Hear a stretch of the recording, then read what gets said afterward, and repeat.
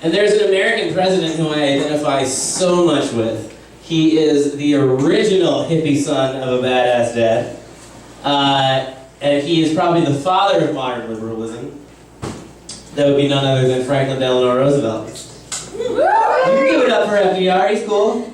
Yeah! Father of the New Deal, Social Security, many social programs. His campaign song was "Happy Days Are Here Again."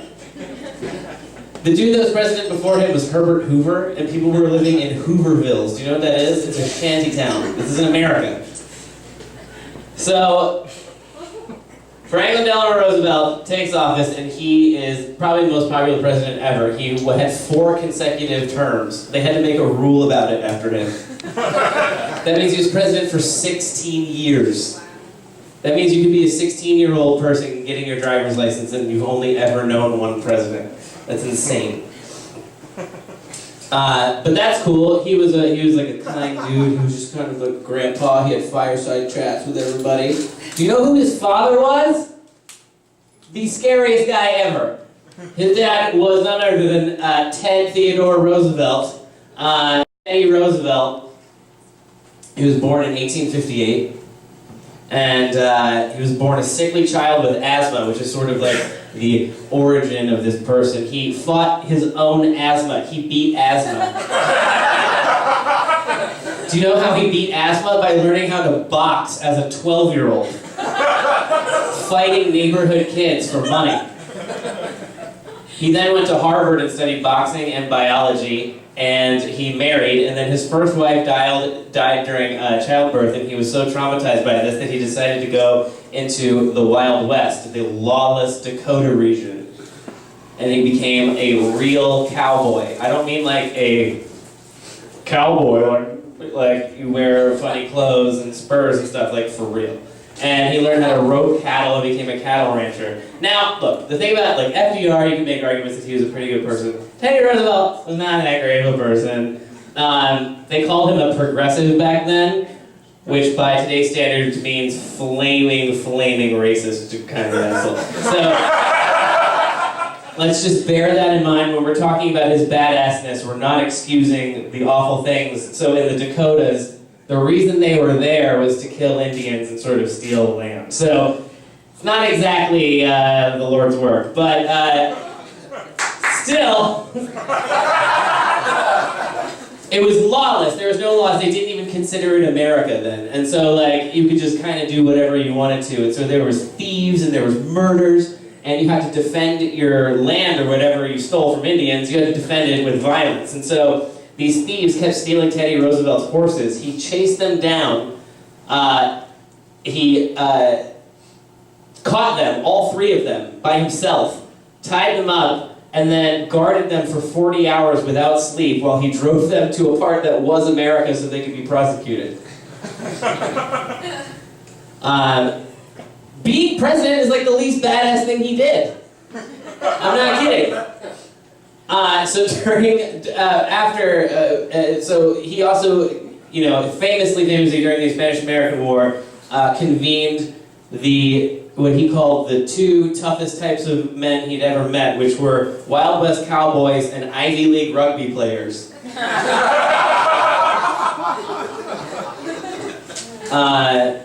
DMX was not in this version of the Rough Riders either, but. Oh, as president, this is what he would do. When foreign heads of state came over, he would challenge them to boxing matches on the White House lawn. That's true. That means the president of France is over like, can we just get back to discussing the politics? And he's like, why don't you fight me?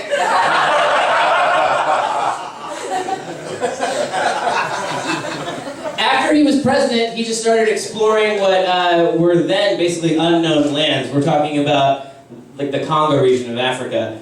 And these were, again, under the auspices of diplomatic trips, but he was basically just hunting big game. They hunted 1,100 big game and packed them in salt and shipped them back to Washington, D.C. to be put in the National Museum. We're talking about now extinct white rhino, elephants, hippopotamus, like huge animals that they shipped back And he also made these sort of like expeditious trips into like uncharted areas in Africa where he met, and at the time, again, this is why they called him a progressive, because he deigned to speak with these people on a human level. But again, he was just kind of like posing with them like, look at this guy.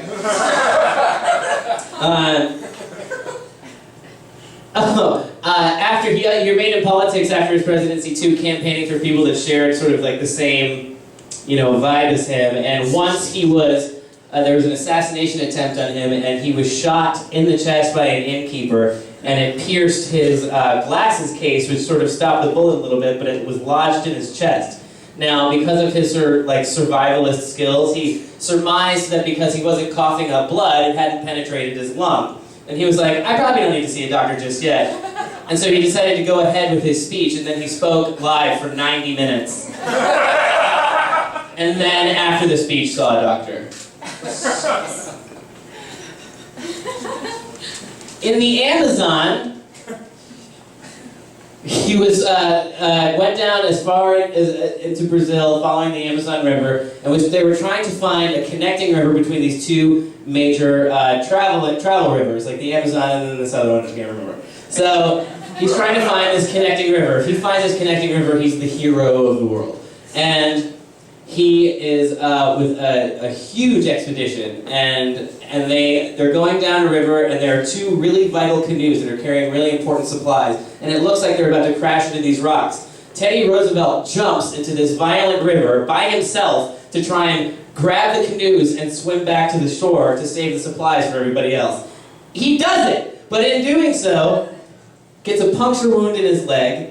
Now, because he's so poisoned by the metals that are still lodged in his chest from this bullet, which was never removed, Teddy Roosevelt's immune system is susceptible to tropical fever. He continues leading the expedition for another 3 weeks with tropical fever, and fevers up to 103 degrees, until he finally collapses and is frantically reciting the opening lines to Kubla Khan. He's then attended to by the physician and his son, Kermit. Can't make it up. And finally, but he survives it. He comes out of the Amazon, survives it. Oh, I didn't mention the best part. He's 60 years old. He comes back to the United States after this, and he was never quite the same. But he died of breathing problems in 1918, and all of his children sent out a very short message to everybody. It was a very short telegraph once he had died, and they said, it just only said, what does it say? Oh, it's great. The old lion is dead. So that's how you get the original hippie, dippy son. Be that kind of guy. Thank you.